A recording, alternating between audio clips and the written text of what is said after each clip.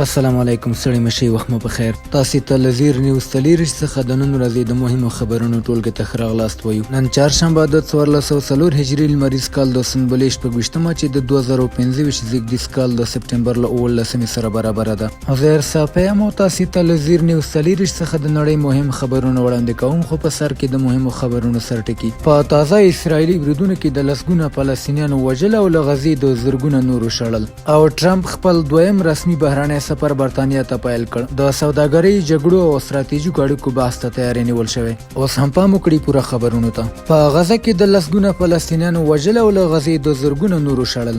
د اسرایلی پوځ لخوا د غزې ښار پرلپسې او سختو بریدونو، بمباري او ځمکنیو عملیاتو زرګونه فلسطینیان اړ کړي چې له خپلو کورونو، مینو او ټولنیزو مرکزونو وتښتي، څو خپل او د خپلو ماشومانو ژوند وژغوري. د راپورونو له مخې خلک د ساحلي سیمو له لارې د غزې سویل ته روان دي چې د جګړې له مرکزونو ځانونه لرې کړي. خو د دوی پر وړاندې نه یوازې د جګړې ګواښونه، بلکې د خوړو، اوبو، درملو او سرپناه شدید کمښت هم یوه بله درنه فاجعه ده. په تیرو 4 ساعتونو کې بیا په اسرایلي هوایي بریدونو کې 100 تنه فلسطینیان وژل شوي چې ډیری یې ښځې او ماشومان دي. په ننني بریدونو کې 18 هستوګنیزې ودانۍ بشپړې ویجاړې شوي چې ګڼې کورنۍ یې بې سرپناه شوي دي. د اسرایلي پوځ بیان ویلي چې د غزې ښار د بشپړ کنټرول لپاره څو میاشتې وخت ته اړتیا ده، خو پوځ به تر هغې پورې خپلو بریدونو ته دوام ورکړي. دا څرګندونه په خپله د وضعیت د لا خرابېدو نښه ده او ښیي چې د ولسي خلکو کړاوونه لا هم ختم نه دي. د اسرایل د هوایي او ځمکنیو بریدونو له پیل راهیسې د فلسطین د روغتیا وزارت د شمیرو له مخې له 4,880 زیات فلسطینیان وژل شوي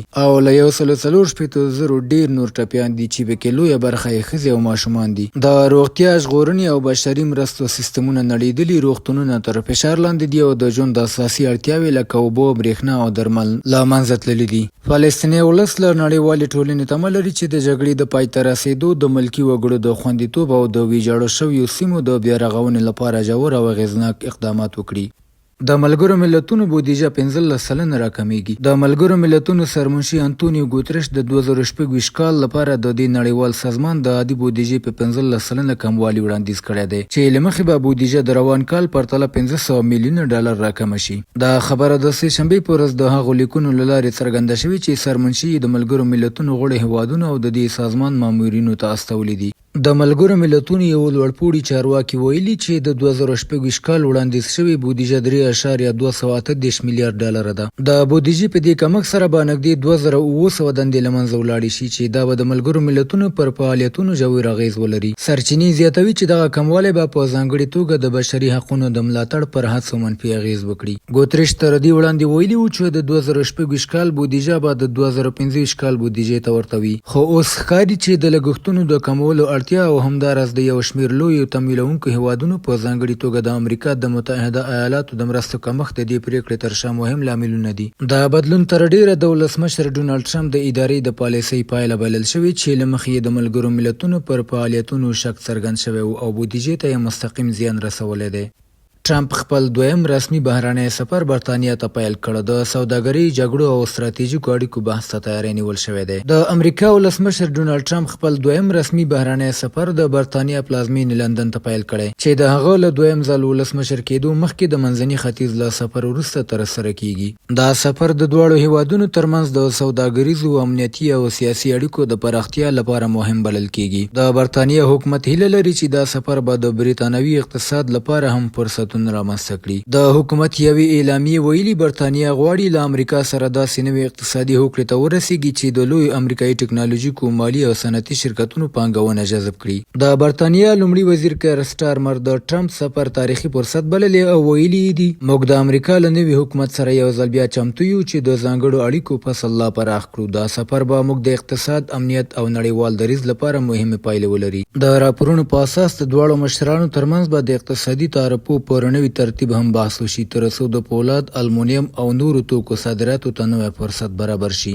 تمه کېږي چې د ټرمپ او سټارمر ترمنځ لیدنه به نه یوازې د سوداګرۍ بلکې د نړیوالو بحرانونو لکه د غزې او اوکراین پر سر هم مهم بحثونه ولري.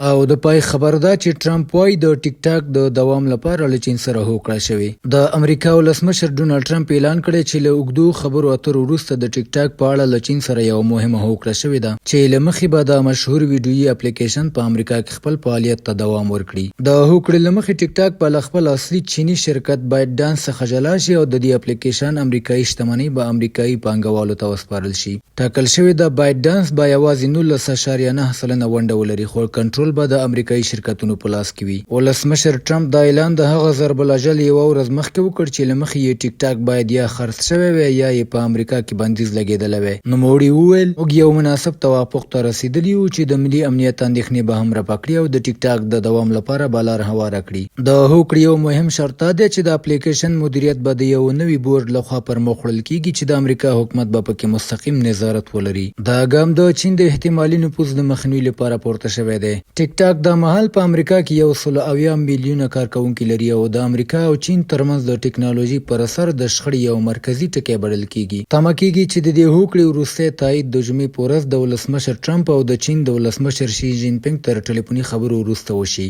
بهرني خبرونه همدومره د کورنیو او سپورټي خبرونو لپاره زموږ پاڼې وڅارئ. په خپلو رسنیو فیسبوک، انسټاګرام، ایکس، یوټیوب او ټیک ټاک زموږ خپرونې خوښې او موږ تعقیب کړي. ادرس یې زیر نیوز 40. تر سباني خپرونې د الله په امان.